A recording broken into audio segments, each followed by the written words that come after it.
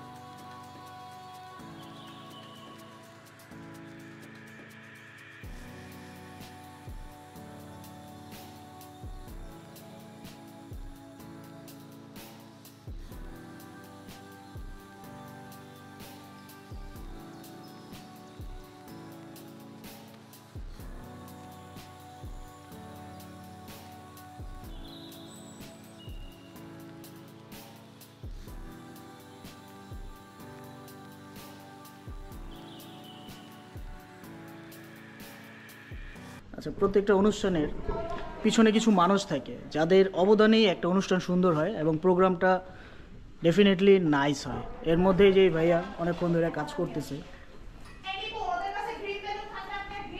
এই যে আরেকজন বাপ্পি সারাদিনই এটা নিয়েই ব্যস্ত ছিল।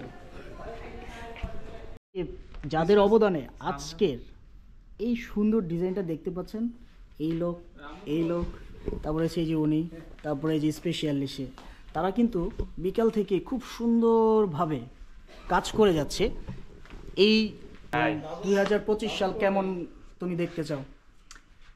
আল্লাহ তাআলা আমার জীবন থেকে 1 বছর কমাই দিল। আশা করি আল্লাহর যেটুকু ইবাদত করছি ইনশাল্লাহ নেক্সট টাইম আরো বেশি করার চেষ্টা করব। আর একটা কথাই বলতে চাই, আল্লাহ সবাইকে সুস্থ সবল নেক হায়াত দান করুক। যেটুকু হায়াত দিছে আল্লাহ তাআলা তার প্রতি আমল করার তৌফিক। আসসালামু আলাইকুম, আমি মোহাম্মদ জিনুর রহমান। আমার 2024 সালটা ছিল আমার জীবনের সবচেয়ে অনেক ভয়ানক এবং কষ্টের বছর, কারণ এই বছরে আমি আমার বাবাকে হারিয়েছি। সো 2025 সালটা যেন আমি ভালোভাবে থাকতে পারি এবং সবার মঙ্গল কামনা করে, সবার সুস্থতা কামনা করে আমি শেষ করছি। আসসালামু আলাইকুম। Thank you.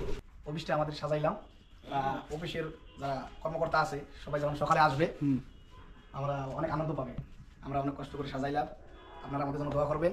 কালকে যেন যারা যারা অফিসে আমাদের স্টাফরা আছে দেখতে পায় সবাই যেন খুশি হয়। এভাবেই প্রত্যেকটা মানুষ কিছু হারিয়েছে, আবার কেউ কিছু পেয়েছে। তো মানুষের জীবনটাই ওইরকম। তাই আমরা চাইব 2025 সাল আমাদের জীবনে খুব সুন্দর একটা নতুন বছর হোক, এই প্রত্যাশায় আজকের মতো বিদায়। সবাই ভালো থাকবেন। আল্লাহ হাফেজ।